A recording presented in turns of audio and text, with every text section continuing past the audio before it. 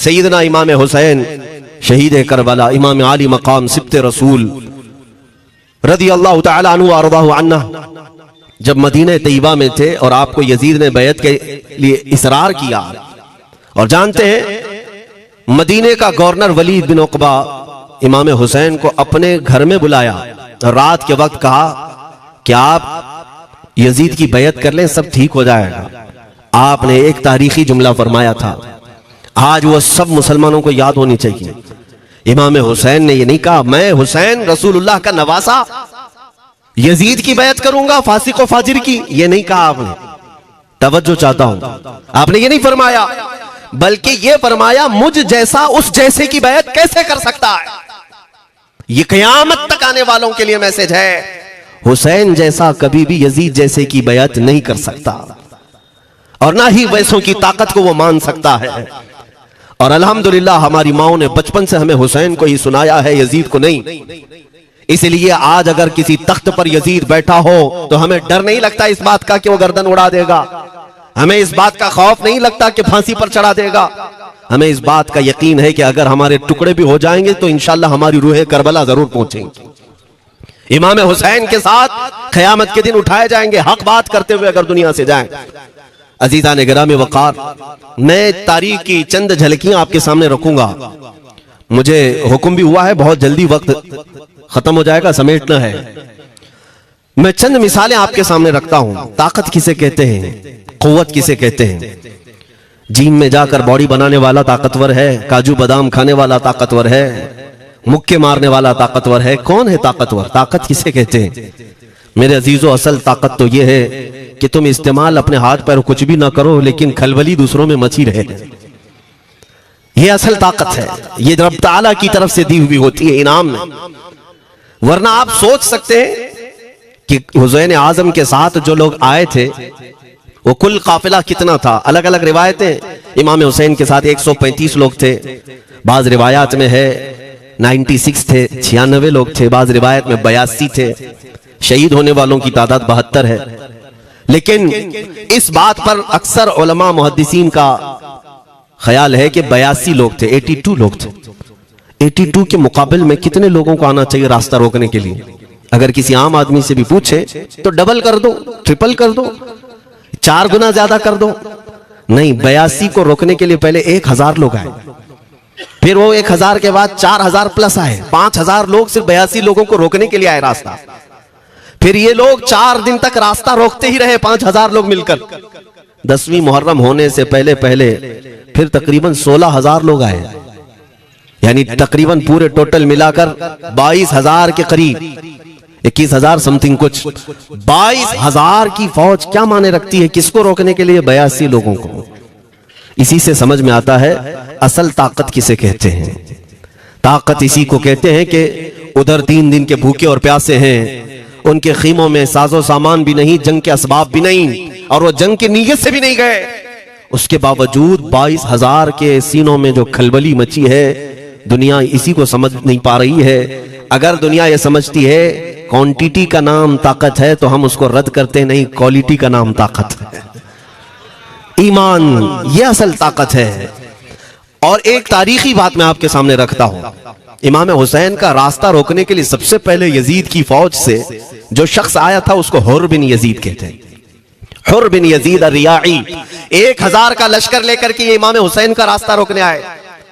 2 दिन तक इधर उधर घुमाते रहा, और जब जब नमाजें होती रही इमाम हुसैन मुसल्ला इमामत पर हैं और ये यजीदी इक्तिदा भी कर रहे हैं।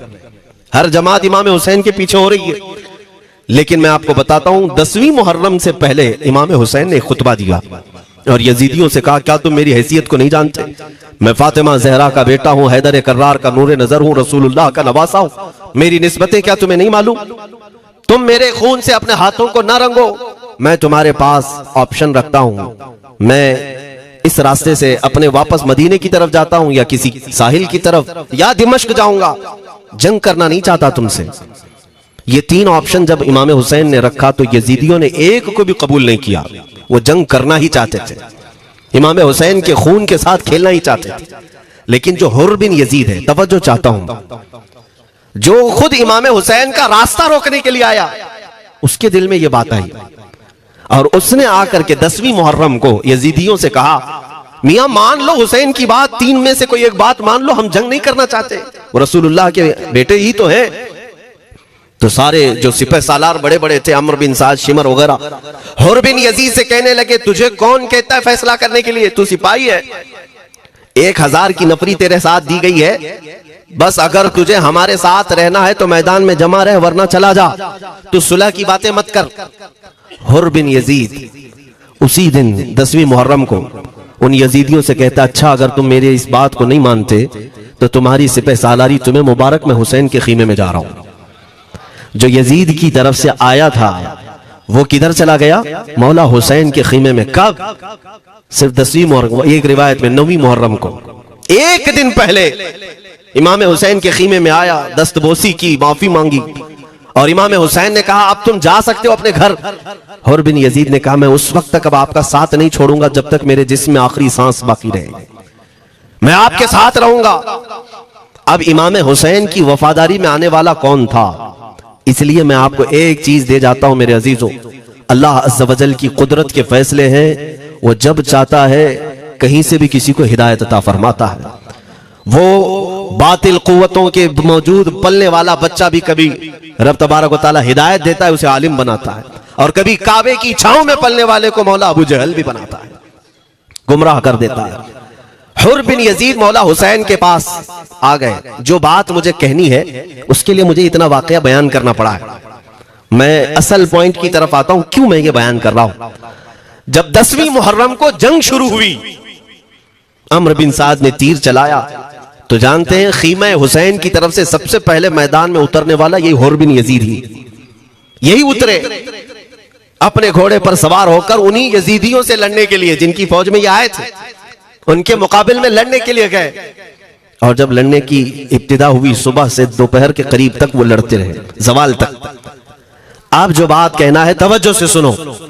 हुर बिन यजीद ने सुबह से लड़ाई की, बहुतों ने वहां पर मैदान जंग में मुकाबला आराइयां की हैं, लेकिन हुर बिन यजीद की जो लड़ाई है वो तारीख में लिखी हुई। आज उन्होंने यजीदियों के साथ जो जंग किया, कई घंटे जंग करने के बाद, जानते हैं तनहा हुर बिन यजीद ने 120 यजीदियों को कत्ल किया। 120 की तादाद, एक घोड़सवार एक ही है, 120 को मार गिराया। उसके बाद जामे शहादत नोश किया। मैं तारीख पढ़ रहा था, वहीं पर हमने किताब को रोक दी। बहुत सारे लोग करबला के वाकयात में इमाम हुसैन के खानदान के बच्चों के शहादत तो बयान करते हैं, उनके जिस्म कट गए, उनके ऊपर घोड़े दौड़ाए गए, लेकिन तुम ये नहीं जानते कि हुसैनी शहजादाओं ने बातिल कुव्वतों के कैसे छक्के छुड़ाए थे। एक एक जवान ने मुकाबिल में आने वालों को उनकी औकात कैसे याद दिलाई थी। अब सुनो, हुर बिन यजीद 120 को मार गिरा सकते हैं, वो भी एक दिन पहले खीमा हुसैन में आने वाला, एक दिन पहले खीमा हुसैन में आने वाला। बात समझ में आ रही है अभी? जो एक दिन पहले खीमा हुसैन में आ जाए, उसकी ताकत का हाल ये है, जो पैदाइशी हुसैनी हो उसकी ताकत का हाल क्या हो। मेरे अजीजों, ताकत किसे कहते हैं ये समझो। यह और बात है कि लोगों को अपनी ही औकात मालूम नहीं, अपनी हैसियत मालूम नहीं है। होता क्या है मैं आपको बताऊं। अल्लामा अब्दुल मुस्तफा आजमी साहब ने एक बड़ी प्यारी बात लिखी है। वो गुजरात के हालात बहुत अच्छी तरह से जानते थे। आपने एक बहुत अच्छी बात लिखी जो हमारे तमाम चीजों से, या आज के जमाने में ये चीज मैच होती है। एक ताजिर तिजारत करने के लिए निकला, उसके पास कुछ कीमती हीरे थे, और वो हीरों की तिजारत करता था, और एक चोर उसके पीछे पड़ गया। और वो चोर रोजाना वो चोरी करने के चक्कर में रहता था कि जब रात को ये ताजिर सोए तो मैं ये हीरे निकाल लूंगा। लेकिन 2-3 दिन जब वो ताजिर सोता था, वो पूरे हीरे चेक करता था, कहीं नहीं मिलते थे। थक गया चोर। 3 दिन के बाद उस ताजिर को उसने पूछा, चोर ने कहा कि तुम हीरे रखते कहां हो, दिन भर तो तुम्हारे पास होते, रात में कहां जाते। तो उस ताजिर ने कहा, अकल का अगर तू इस्तेमाल करता तो तुझे बात समझ में आती। रोजाना मैं तेरे ही जुब्बे में रात को ये हीरे रखकर खुद सो जाता था। वो अपना नहीं तलाश करता, इसका तलाश करता। बिला तशबीह बिला तमसील। मेरे अजीजों, तुम्हारे पास जो ताकत है तुम्हें उसका अंदाजा नहीं। तुम जो मोहब्बत मुस्तफ़ा सल्लल्लाहु अलैहि वसल्लम की शमा अपने सीने में रखते हो, मौला करीम का वादा है तुम्हारे साथ, काना हक्कन अलैना नस्रुल मोमिनीन। रब ताला फरमाता हमने अपने ऊपर लाजिम कर लिया है कि ईमान वालों की मदद करेंगे, और हमने मदद देखी है, रब ताला की मदद देखी है।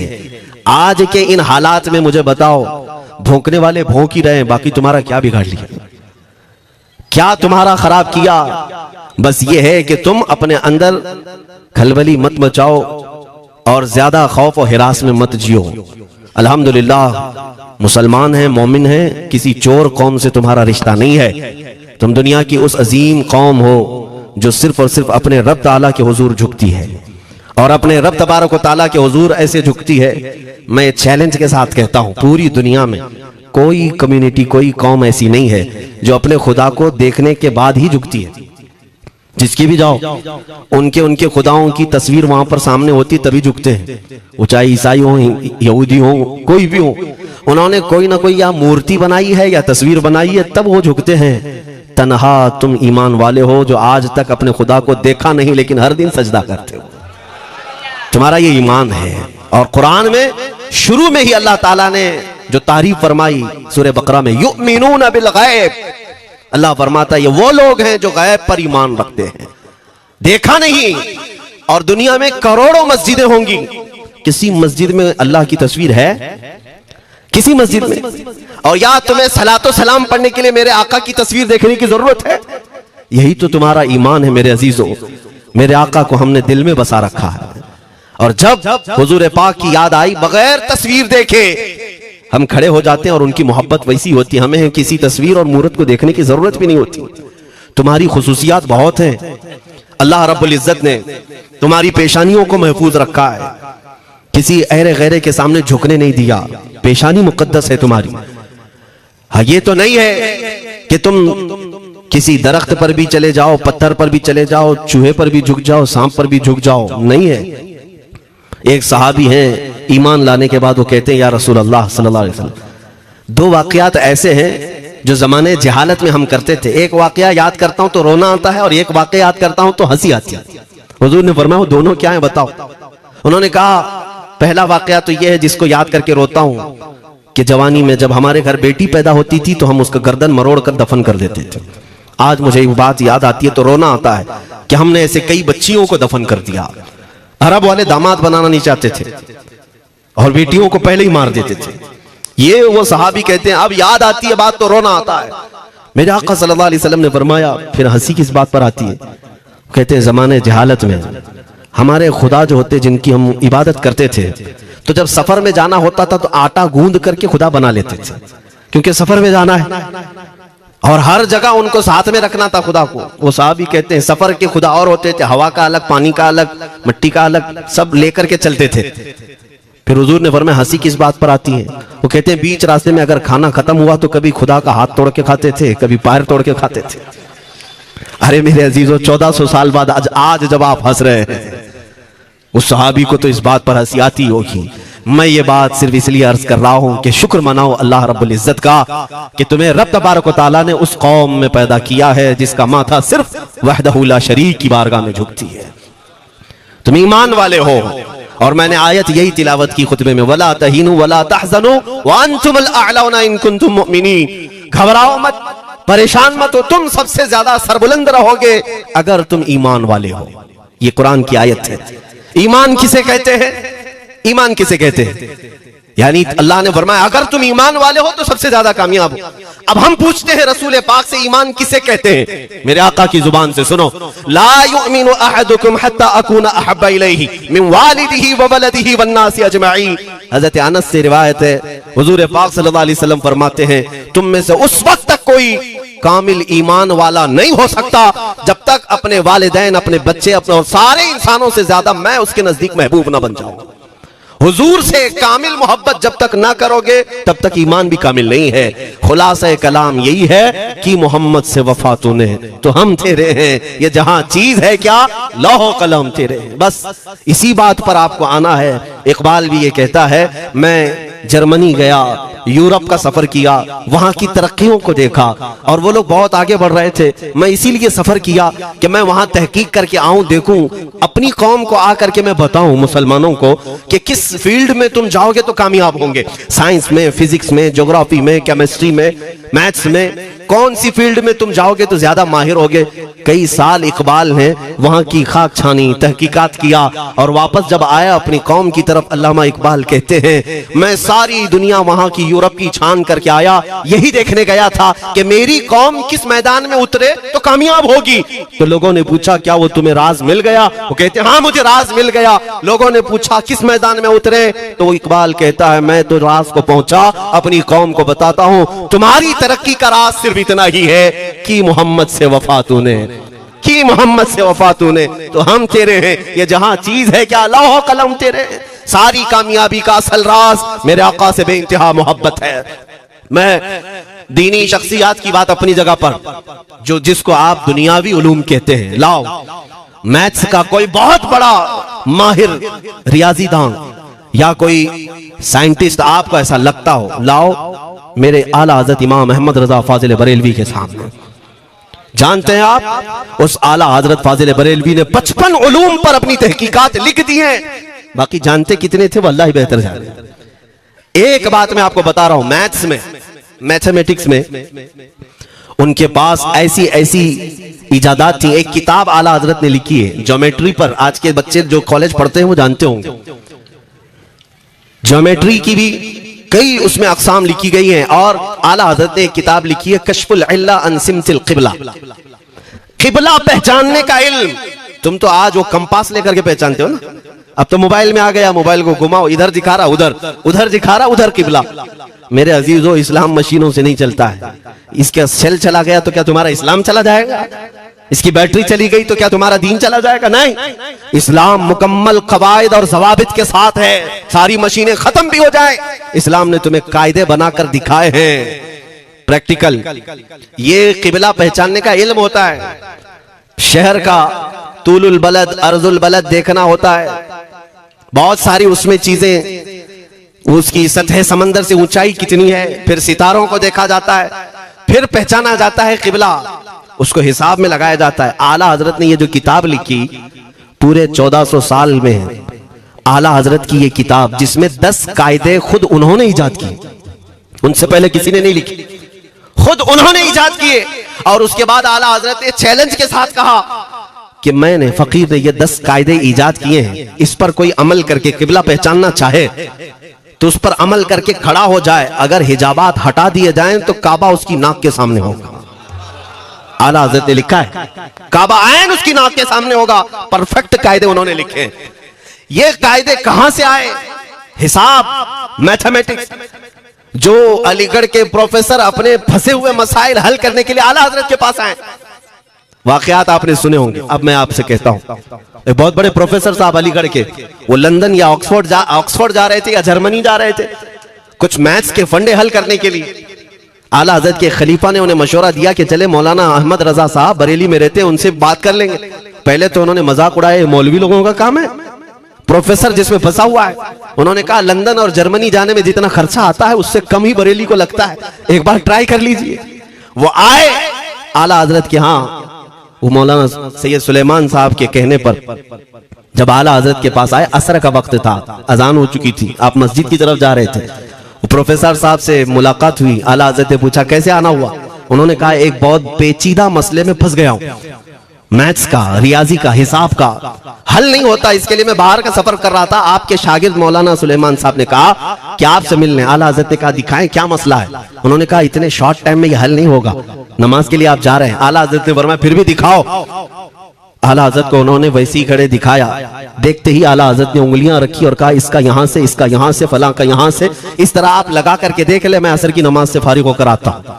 वो प्रोफेसर साहब कहते हैं उन्होंने चुटकियों में यूं हल किया, मैं जब बैठ करके उस मसले को लगाया तो तुरंत 2 मिनट में वो मसला हल हो गया। अब जिसके लिए मैं ये वाकया अर्ज कर रहा हूं, सुनो। वो हैरत में आंखें फटी फटी रह गई उस प्रोफेसर साहब की। उधर नमाज होने के बाद आए आला हज़रत, तो वो अश करने लगे। कहा मौलाना साहब मैं पहली मर्तबा देख रहा हूं कि मदरसे का कोई मौलवी मैथ्स के इतने टफ फंडे को हल कर लेता हो। मौलाना ये तो बताएं, ये रियाजी और ये मैथ्स के मसले आपने किससे सीखे? कौन है आपको? किस कॉलेज में, किस यूनिवर्सिटी से आपने सनद हासिल की है? यही मुझे कहना है मेरे अजीज। अब आला हजरत का जवाब सुनो। कहते हैं जनाब मैंने अपने वालिद से सिर्फ प्लस माइनस और मल्टीपल के मसले सीखे, जमा नफी और ज़रब हमारे वालिद साहब ने बस इतना ही सिखाया। और उस वक्त बचपन में मुझे मंतिक, फलसफा, ये सब किताबें पढ़ने का शौक था। मैं हिसाब के, ज्योमेट्री की ये किताबें लेकर बैठा। मेरे वालिद आए, देखा, पूछा अहमद रजा क्या पढ़ रहे हो? मैंने दिखाया ये मंतिक है, फलसफा है या हिसाब की किताबें हैं। मेरे वालिद ने वो किताबें अपने हाथ में ले ली और कहा जा रसूलुल्लाह की हदीसें पढ़, सदक़े में सारे इल्म दे दिए जाएंगे। आला हज़रत फरमाते हैं उसके बाद मैंने अपनी जिंदगी मेरे मुस्तफा के कदमों में लगा दी। ये जो आप देख रहे हैं ये मेरे मुस्तफा के कदमों से छनकर मुझे मिला है। बस बात समझ जाओ, ताकत इसी को कहते हैं। नबी पाक सल्लल्लाहु तआला अलैहि वसल्लम से बेइंतहा मोहब्बत करने वाला वो दुनिया के किसी मैदान में भी तन्हा नहीं होता, तन्हा नहीं होता। अजीजा ने गिरामी वक़ात, मैं इस बात की तरफ आपको ले जाता हूं। एक सहाबी हज़रत सलमा बिन अकवा रज़ियल्लाहु तआला, इनको राजिलु रसूलिल्लाह कहा जाता है। हुजूर सल्लल्लाहु अलैहि वसल्लम के ऐसे सिपाही जितने गज़वात में गए, जितनी जंगों में गए, कभी घोड़े पर नहीं बैठे, पैदल। और वह ऐसा पैदल चलते थे कि कोई घोड़ा भी उनके साथ नहीं पकड़ पाता उनको। जब वो भागते थे घोड़ा भी अपनी तेज रफ्तारी के बावजूद उन्हें नहीं पकड़ पाता। उनको लक़ब मिला था राजिलु रसूलिल्लाह, छल करके सफर करने वाला रसूलुल्लाह का सिपाही। एक बार ऐसा हुआ, एक बनु कार्रा का शख्स जिसका नाम अब्दुर्रहमान है, ये मुनाफिक था, खबीस था। इसने तकरीबन 400 लोगों को जमा किया, अपने हम मिजाज लोगों को, और मदीने पर रात के वक्त एक बागीचे पर हमला किया, पूरे बागीचे को आग लगा दिया। और उसके बाद फिर जो खजूरें थी वहां से सब लूट लिया, लूट करके अपने घोड़ों पर रख लिया और निकल पड़ा। उस वक्त सिवाय हजरत सलमा बिन अकवा के कोई नहीं था। उधर 400 लोग लूट मार कर रहे हैं और खजूरें जमा कर रहे हैं, और ये तन्हा साहबी। इस साहबी का हाल ये है, घोड़ा भी नहीं होता था कभी नहीं। अब इनको जलाल आया कि मेरे मुस्तफा के शहर की एक खजूर भी मैं बाहर जाने नहीं दूंगा जो चोरी करके जा रहा है। उसके बाद आपने पीछा करना शुरू किया। और हकीकत देखें, आप जब हदीस पढ़ेंगे, आला हजरत ने अल मलफूज में भी इसको नकल फरमाया, जब तक मैं ये हदीस पढ़ रहा था इतनी हंसी भी आती है और उनकी इस बहादुरी पर दिल खिल जाता है और सीना चौड़ा होता है कि वो अकेले किस बात पर भाग रहे थे, उनके पीछे 400 लोगों के पीछे भाग रहे। अच्छा, कोई ये कहे कि नादान आदमी है, 400 लोगों को नहीं देख रहा, अकेला भाग रहा है, हो सकता है इनको कोई कह दिया हो, लेकिन मुझे हैरत उन 400 पर हो रही है जो एक से डर के भाग भी रहे थे। वो भी भाग रहे हैं, एक दौड़ा रहा है और 400 भाग रहे हैं। वो अब्दुर्रहमान कार्रा का रहने वाला कारी भागा जा रहा है और सबसे कह रहा है सलमा बिन अकवा से अपनी अपनी जान बचा लो। इसीलिए मैं कहता हूं ये बुज़दिल कौमें हैं, मेरे मुस्तफा के गुलामों का मुकाबला करने की सकत नहीं रखती, जिसके सीने में इश्क़ मुस्तफा हो। 400 भागते रहे और ये भगाते रहे बहुत दूर तक। जब हज़रत सलमा बिन अकवा भागते थे तो घोड़े भी पीछे पड़ जाते, और आप जैसे जैसे कोई घोड़सवार आता उसकी टांग पकड़कर खींचते और उसकी गर्दन पर पैर रखते, फिर आगे निकल पड़ते थे। न जाने कितनों को उन्होंने तन्हा अपने हाथों से गिराया, कोई मुकाबला करने को तैयार नहीं। गिराते भी हैं और उनकी गिरी हुई खजूरें जमा भी करते हैं कि मुझे मदीने वापस ले जाना है। उस सहाबी को मैं पढ़ता हूं, अजीजा ने गिरामी खजूरें जमा करते रहे और उन्हें भगाते रहे। आखिर में वो 10-10 की टुकड़ियों में बदल गए। वो अब्दुर्रहमान कार्रा का रहने वाला कहने लगा, एक साथ मत भागो, ये अकेले सबको भगा रहा है, 10 इधर जाओ, 10 उधर जाओ, 10 उधर जाओ। जालिमों, पलट कर मेरे मुस्तफा के गुलाम का मुकाबला करके देखते हैं, लेकिन किसी से नहीं हुआ। वो पहाड़ की चोटियों में चले गए। हजरत सलमा बिन अकवा पहाड़ पे भी चढ़ने लग गए। तो अब्दुर्रहमान कार्रा वो कहता है वहीं से चीख करके, सलमा बिन अकवा तुमको क्या चाहिए, क्यों पीछा कर रहे हो? कहा, मैं शहर रसूल की एक खजूर भी जब तक तुम्हारे पास होगी पीछा करता रहूंगा। उसने वहीं से अपने सारे साथियों को पुकार कर कहा, सारे लोग खजूरें फेंक दो, अपनी जान बचा लो। सबों ने खजूरें दे दी। हजरत सलमा बिन अकवा पूरी खजूरें जमा की, कितनों को रोनते हुए वापस आने लगे। जानते हैं एक साहबी और है हजरत अबू कुतादा, जिनको फारिसु रसूलिल्लाह कहा जाता है। उनका घोड़ा दौड़ता हुआ, उनको दौड़ाता हुआ हजरत अबू कुतादा उस पर हैं और 10 लोग और साथ हैं। वो हजरत सलमा बिन अकवा की मदद के लिए आ गए।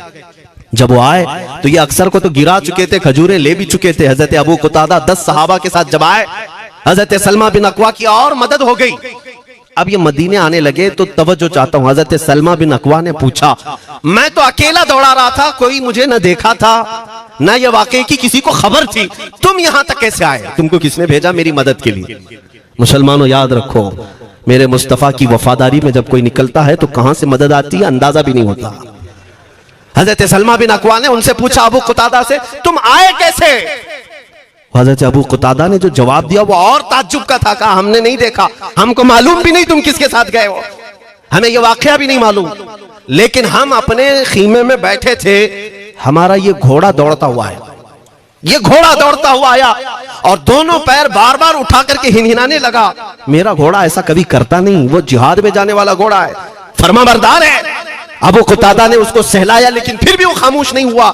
हजरत अबू कुतादा कहते, मैं पहचान लिया, वो अपनी पीठ पर मुझे सवार करना चाहता है। मैं इसकी पीठ पर बैठ गया। मेरे साथी भी ताज्जुब में थे, इतनी वक्त गुजर जाने के बाद घोड़े को न भूख लगी है न प्यास लगी है, ये कहां ले जा रहा है? अबू कुतादा कहते, ये घोड़ा है जो तुझ तक हम सबको ले आया है। हजरत सलमा बिन अकवा ने कहा, हाँ मुझे याद है, जब मैं उन 400 को दौड़ा रहा था तो तुम्हारा घोड़ा मुझे देख रहा था। पता ये चला दुनिया का हर जानवर भी मेरे मुस्तफा का वफादार है। अगर तुम नबी पाक सल्लल्लाहु अलैहि वसल्लम की इज्जत व हुर्मत के लिए उठते हो तो चूंटियां अपने सुराख में तुम्हारे लिए दुआ में मशगूल हो जाती हैं, मछलियां पानी में तुम्हारे लिए दुआएं करती हैं। अज़ीज़ान गिरामी वक़ार, आज मैं अपने जुमलों को समेटते हुए ये बात कहता हूँ, धोरा जी की सरजमीन मैंने कभी सुना नहीं या कभी आपसे मुलाकात नहीं की, लेकिन इतना बड़ा मजमा हमें जो सुनने के लिए बैठा है, लोग मुसाफे के लिए आए, फूल हार पेश किए, टूट पड़ते हैं मुलाकातों के लिए। मैं अक्सर जलसों में भी और अपने प्रोग्रामों में ये कहता हूँ, मुझे जो आप इज्जत की निगाह से देखते हैं या मिलना चाहते हैं या देखना चाहते हैं या सुनना चाहते हैं, तो वो इसलिए नहीं है कि किसी बाप का, बड़े बाप का बेटा है या किसी सियासी पार्टी का नेता है। आपकी जो मोहब्बत है वो सिर्फ इसलिए है, ये नाज ये अंदाज हमारे नहीं होते, झोली में अगर टुकड़े तुम्हारे नहीं होते या रसूल अल्लाह, जब तक के मदीने से इशारे नहीं होते, रोशन मेरी किस्मत के सितारे नहीं होते। जो कुछ भी इज्जत मिली है हमें आज, वो किसी और सलाहियत की वजह से नहीं। साफ मैं बता देता हूं, मैं मुकर्रिर आदमी नहीं, मैं खतीब आदमी नहीं, मैं वो शोलाबार मुकर्रिर नहीं हूं कि जिनकी तकरीरों से लोग बहुत ज्यादा नफा उठाते हो। मैं तो तालिब इल्म आदमी हूं। मेरे आका सल्लल्लाहु ताला अलैहि वसल्लम के लिए इतनी वफा करना जानता हूं कि मैंने यह अहद कर लिया है, मेरे जिस्म में जब तक खून बाकी रहेगा, एक भी सालिम कुत्ता मेरे आका की तरफ उंगली भी उठाए, हम अपनी गर्दन भी निछावर करने को तैयार रहेंगे। मेरे आका सल्लल्लाहु ताला अलैहि वसल्लम के लिए कुर्बानी का जज्बा है, इसलिए मेरे आका ने ये इज्जत अता की है। फिर मुझे ये कहने का हक भी है, जब तक बिके न थे तो कोई पूछता न था, या रसूल अल्लाह तुमने खरीद कर हमें अनमोल कर दिया।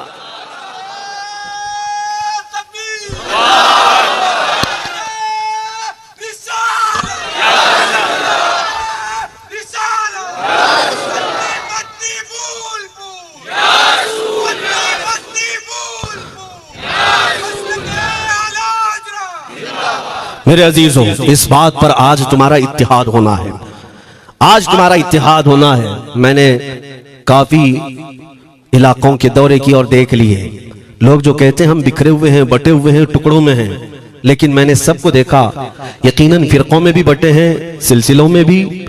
हालांकि सिलसिलों में इख्तिलाफ होना नहीं चाहिए, जो सलासिल हक्का हैं वो सब मदीने तैयबा की नहरें हैं, इख्तिलाफात नहीं, लेकिन उसके बावजूद बटे हुए लोग हैं, एक दूसरे से मुसाफा नहीं करना चाहते, एक दूसरे के पीछे नमाजें नहीं पढ़ना चाहते, जो खाली सुन्नी होकर भी, ईमान वाले होकर के भी। मैं बहुतों से ये शिकायतें सुना कि हम में बहुत सारे इख्तिलाफात हैं, लेकिन इसका हल तकरीरें हैं, तहरीरें हैं, लोगों को समझाना है, इस्लाह करना है, सब करके देख लिया। लेकिन एक बात मैंने खुद प्रैक्टिकल देख लिया कि 1000 टुकड़ों में क्यों ना बटे हों, लेकिन मेरे मुस्तफ़ा का नाम आ जाए तो हर कोई मुत्तहिद नजर आता है। ये हमने देख लिया है, ये हमने देख लिया है। किसी भी पीर से बैत क्यों ना हो, मैं दूसरों की बातें नहीं करता, लेकिन मैंने पूरे हिंदुस्तान के कोने कोने में देखा है जाकर के, किसी भी सुन्नी सही अकीदा पीर से बैत क्यों ना हो, अगरचे उसके आपस के झगड़े हों, लेकिन हमने एक मजमे में मुझे सुनने वालों को, ऐसे इख्तिलाफ वालों को भी देखा, दोनों सुन रहे हैं, लेकिन जब हमने पूछा मेरे मुस्तफा करीम की इज्जत पर बात आए तो तुम में से कौन खड़ा हो सकता है, हर इख्तिलाफ रखने वाला भी ये कहता है या रसूल अल्लाह ये जिस्म भी तुम्हारा, ये जान भी तुम्हारी, करूं तेरे नाम पे जान फिदा, न बस एक जान दो जहां फिदा, दो जहां से भी नहीं जी भरा, करूं क्या करोड़ों जहां नहीं। ये हर एक का नारा है। इससे पता ये चला कि आज तुम सबको अगर कोई चीज जोड़ सकती है तो नाम मोहम्मद है, मेरे मुस्तफा करीम सल्लल्लाहु अलैहि वसल्लम की मोहब्बत है। गुंबदे खजरा की छांव में सबको जमा करो, इंशाअल्लाह अज़ीज इत्तिहाद बरकरार रहेगा। असल की तरफ नजर रखो, बादशाह की तरफ नजर रखो, बाकी जितने वली हैं, जितने पीर हैं, सब वजीर हैं, सब वजीर हैं, बादशाह सिर्फ मेरा मुस्तफा है। नबी पाक सल्लल्लाहु ताला अलैहि वसल्लम को हम शहंशाह तस्लीम करते हैं, लिहाजा अगर बादशाह की तरफ नजर होगी तो तुम्हें शैतान ये इस तरह की लड़ाइयों में नहीं रखेगा, वो कामयाब नहीं हो सकेगा। तुम सबका मिशन अगर मेरे मुस्तफा की इज्जत और उनकी नामूस हो जाए, हुजूर अकरम सल्लल्लाहु ताला अलैहि वसल्लम की तरफ हमने देखा है बड़े बड़े इख्तिलाफात खत्म हो जाते हैं। हजरत अबू ज़र ग़िफ़ारी, हजरत बिलाल हबशी, दोनों में झगड़ा हो गया था, तकरार हुई। हजरत अबू ज़र ग़िफ़ारी ने सिर्फ हजरत बिलाल को गुस्से में आकर कहा, काली औरत के बेटे, या इब्न उम्मी सौदा, ये तकरार में हो जाता है। हजरत बिलाल को ये बात लग गई, थे तो काले, लेकिन साहबी ने कहा था काली औरत के बेटे। हुजूर के पास जाकर अर्ज किया, या रसूल अल्लाह, अबू ज़र ने मुझे आज यूं कहा, अबू ज़र ने मुझे आज यूं कहा, काली औरत के बेटे। मेरे आका सल्लल्लाहु अलैहि वसल्लम को जला लाया, बाहर आए, बुलाया, अबू ज़र कहां है? आए। हुजूर पाक ने उनको मुखातिब करके सिर्फ इतना फरमाया, अफीकल जाहिलिया, अभी तक तुम्हारे अंदर पुरानी जाहिलियत बाकी है? 3 बार पूछा और उसके बाद मेरे आका चले गए, कुछ नहीं फरमाया। पुराने जमाने की काफिरों की जाहिलियत अभी बाकी है, जो माँ के नाम से लोगों को गालियां देते या पुकारते थे। हजरत अबू ज़र ग़िफ़ारी को इतनी बात लग गई कि मेरे आका मुझसे रूठ गए, मेरे आका के दिल पर यह बात लग गई। तो उन्होंने ये नहीं किया कि देखा जाएगा बाद में क्या होगा, नहीं, सीधे मस्जिद नबवी में हजरत बिलाल को ढूंढने के लिए आए। कहां है? हजरत बिलाल मिल गए तो उनका हाथ पकड़ करके लाए। अबू ज़र ग़िफ़ारी जमीन पर लेट गए, सो गए। कहा है बिलाल मुझे माफ कर दे, मैंने तुझे सख्त जुमला कहा, मुझे माफ कर दे। हजरत बिलाल ने कहा ठीक है मैंने माफ कर दिया, हो गई बात। लेकिन हजरत अबू ज़र ग़िफ़ारी ने कहा नहीं, मेरा दिल इस पर सुकून नहीं मानेगा, एक काम करो ए बिलाल, तुम अपना ये पैर मेरे चेहरे पर रगड़ो, ये तुम्हारा तलवा जिसको मैंने काला कहा था, उसी तलवे से मेरे चेहरे पर तुम रगड़ो ताकि मुझे मेरी हैसियत पता चल जाए। हजरत बिलाल क्या उनकी बात पर अपना पांव उनके चेहरे पर रगड़ देते, दोनों हाथों से उनको जमीन पर उठाया और सीने से सीना लगाया। कहा है अबू ज़र कैसी बात करते हो, जिस आका के तुम गुलाम हो उसी आका का मैं भी गुलाम।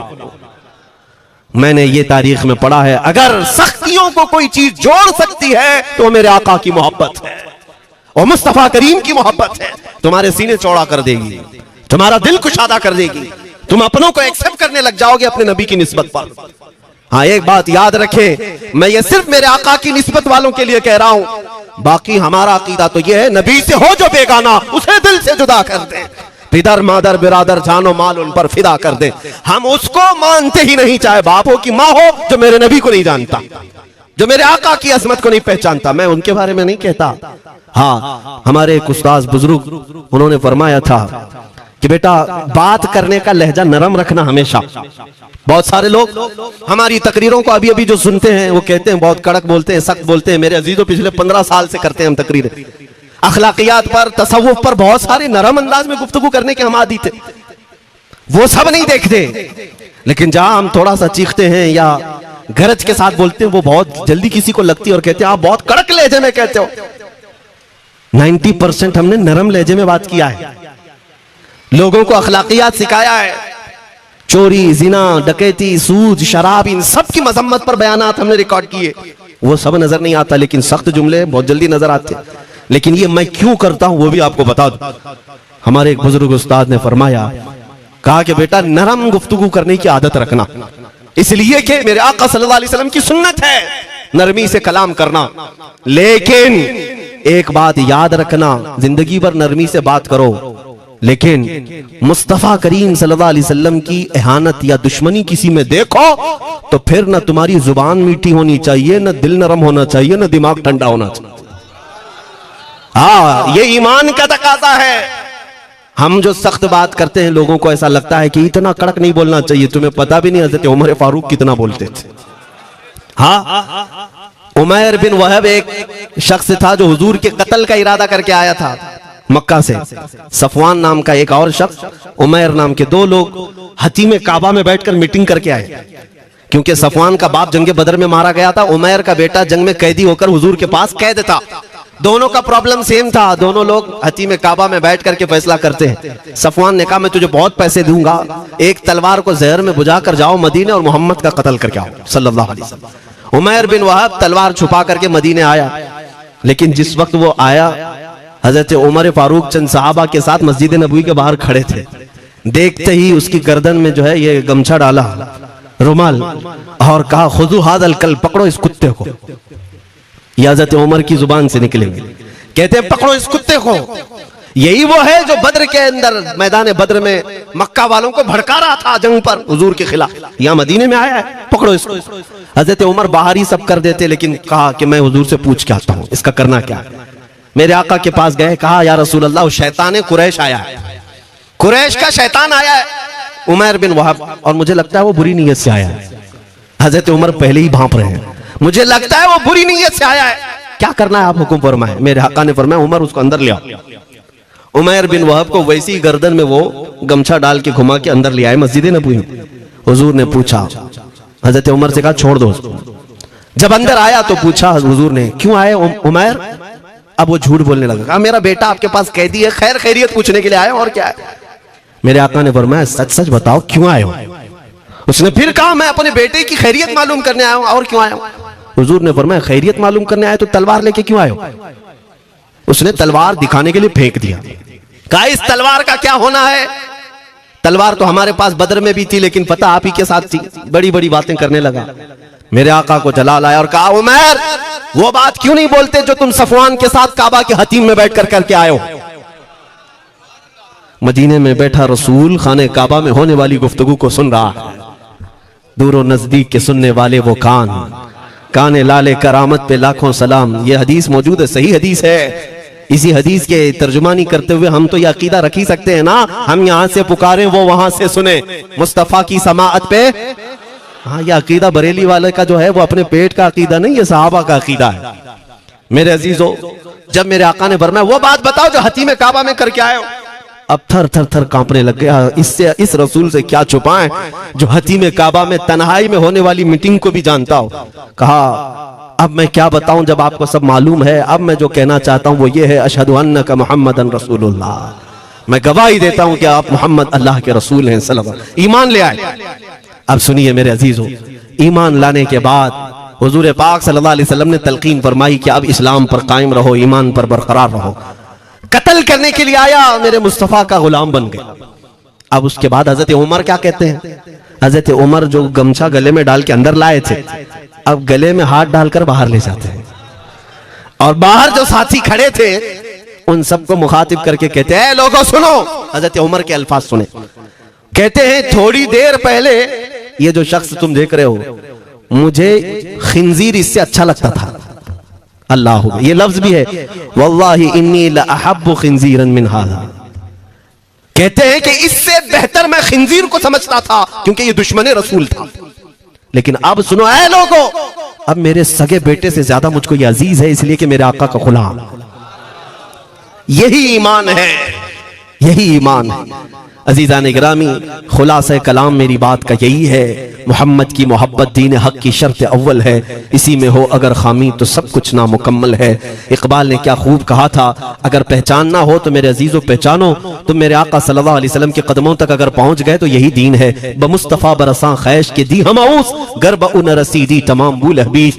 अपने आप को हुजूर तक पहुंचा दो, इसी का नाम दीन है। और अगर वहां तक नहीं पहुंच सके, जिंदगी पूरी अबू लहब की तरह है। हो ना ये फूल तो बुलबुल का तरन्नुम भी ना हो, चमने दहर में कलियों का तबस्सुम भी ना हो, हो ना ये साकी तो मैं भी ना हो, खुम भी ना हो, बस में तौहीद दुनिया में ना हो, तुम भी ना हो। या रसूल अल्लाह, खीमा अफलाक का इस्तादा उसी नाम से है, नबज़ हस्ती तपश आमादा उसी नाम से है, दश्त में दामने कोहसार में मैदान में है, बहर में मौज की आगोश में तूफान में है, चीन के शहर मराकश के बयाबान में है, और पोशीदा हर मुसलमान के ईमान में है। वो मेरे आका की जात ही है, हर जगह है, और उसी की तरफ हमें सबको मुतवज्जो होने की आज जरूरत है। ताकत किसका नाम है? मैंने शुरू इसी बात से किया था, इसी पर खत्म करता हूं। ताकत और कुव्वत सिर्फ बॉडी बनाने को नहीं कहते, ताकत और कुव्वत सिर्फ और सिर्फ काजू बादाम खाने को नहीं कहते। ताकत और कुव्वत उसके अंदर है जो देखने को अगरचे कमजोर लगता हो, लेकिन दुश्मनों के सीने उसकी याद से ही आज भी खलबली मच जाती हो। हमने देखा है 100 साल पहले की बात, आला हज़रत इमाम अहले सुन्नत फाजिल बरेलवी इमाम अहमद रजा खां, नाम तो हर बच्चा जानता है आज, और अपनों से ज्यादा गैर भी जानते हैं और थरथराते भी हैं। लेकिन क्या कभी तुमने आला हजरत की सीरत में यह पढ़ा कि उनका जिस्म कैसा था? उनका जिस्म कैसा था? बहुत लहीम शहीम, चौड़े सीने वाले, बड़े बाल वाले, ऊंचे चेहरे वाले? नहीं मेरे अजीजों, तारीख में आप पढ़ोगे आला हजरत कसरत से लिखने की वजह से, कसरत से इबादत की वजह से जिस्मानी एतबार से बड़े दुबले पतले थे, बड़े दुबले पतले थे। लोग देखने वालों ने यह कहा है जिस्मानी साख्त ऐसी नहीं थी कि कोई पहलवान नजर आता हो, दुबले पतले थे, नहीफ थे, देखने में कमजोर लगते थे। लेकिन मजाल है जब वो आशिक रसूल का कलम चलता था, कलम चलता था, और वो भी यूं पुकार कर कहता था ये रजा के नेज़े की मार है, क्यादू के सीने में गार है, किसे चारा जोई का वार है कि ये वार वार से पार है। और फिर उन काफिरों को कहा था उस इमाम अहले सुन्नत ने, किलके रजा है खंजरे खूंखार बरकबार। ये कोई दावा नहीं कर सकता आज। किल्क किसको कहते हैं समझा भी देता हूं मैं आपको। किल्के रजा, आला हज़रत अपने कलम को कह रहे हैं, किल्क मतलब कलम, रजा का कलम कैसा है? खंजरे खूंखार बरकबार, यानी खून पीने वाला खंजर और चमक पैदा करने वाली जो बिजली होती है। आला हज़रत बड़े नरम दिल भी थे, रहम दिल भी थे, अपनों को जब नवाजते थे तो बेहिसाब नवाजते थे।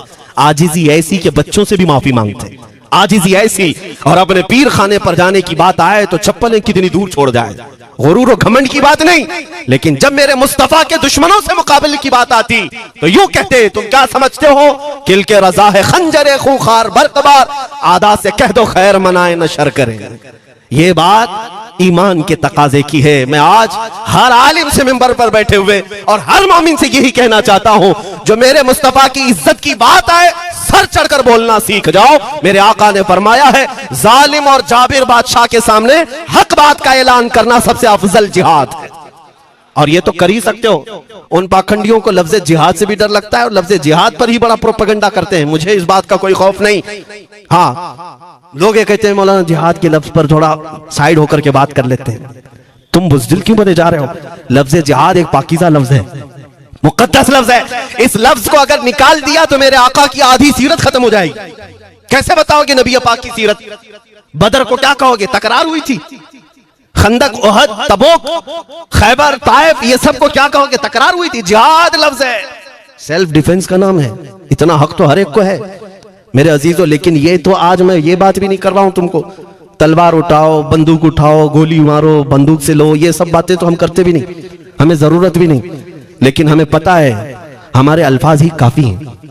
मेरे आका सल्लल्लाहु तआला अलैहि वसल्लम की मोहब्बत जिसके सीने में हो, मेरे आका ने जब ये फरमाया है कि हक बात का ऐलान करना सबसे अफजल जिहाद है, तो इस पर तो हर कोई आज अमल कर सकता है। हक बात कहो, मिंबरों से कहो, और ट्रस्टियों से भी कहता हूं उलमा को कहने की आजादी भी दो, तो बुज़दिल न बनाए, खौफ न रख रजा जरा, तू तो है अब्दे मुस्तफा। एक बात समझ करके चले, हम मुल्क के खिलाफ, कानून के खिलाफ नहीं बोलना चाहते। मुल्क हमारा भी है, देश हमारा भी है, और यहाँ के कवानीन जिस पर हम अमल कर रहे हैं, खुशी से अमल कर रहे हैं। लेकिन इन जालिमों ने क्या बना दिया है, इनके नजदीक देश पूरा मोदी है।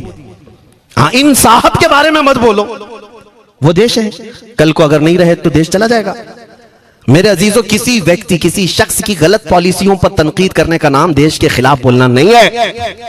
हम अपने देश से मोहब्बत ऐसी करते हैं, ऐसी करते हैं। आज भी आजादी का दिन है ना, आजादी का दिन है। ये लगे हाथों ये बात कह करके गुजरता हूं।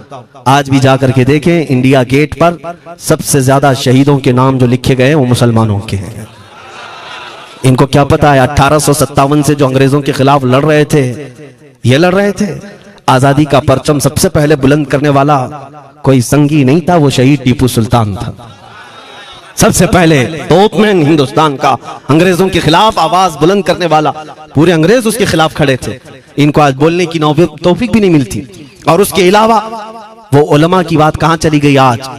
अंग्रेज तारीखदान ने लिखा है कि सबसे ज्यादा हमें खतरा हिंदुस्तान में मुसलमानों से था, और हमने दिल्ली से लेकर कश्मीर तक कोई एक झाड़, कोई एक दरख्त बाकी नहीं था जिसमें हमने एक आलिम को लटकाया नहीं था फांसी पर, जिनकी तादाद गिनी गई है तो तकरीबन 26,000 उलमा को इन्होंने फांसी दी थी, दिल्ली से लेकर कश्मीर तक।